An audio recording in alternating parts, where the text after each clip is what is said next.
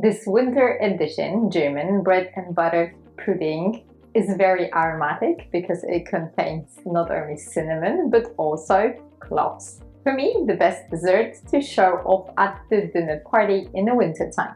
To prepare it, first take the butter out of the fridge.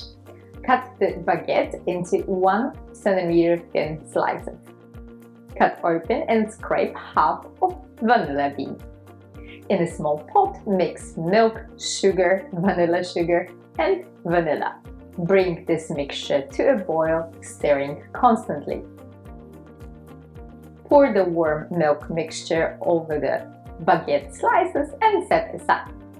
The bread slices will absorb the milk mixture quickly.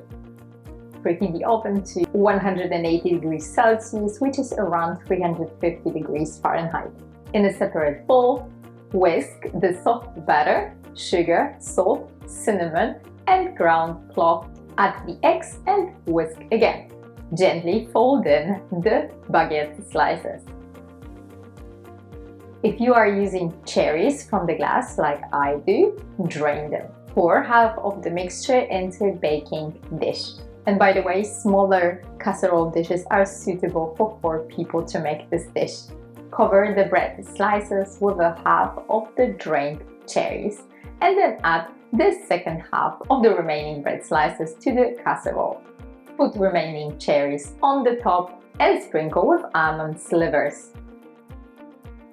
Let the casserole bake for 30 minutes. In the meantime, you can cook or warm up vanilla sauce. Take the casserole out of the oven and dust with a powdered sugar. Serve your Kirschenmichel lukewarm or cold with a vanilla sauce.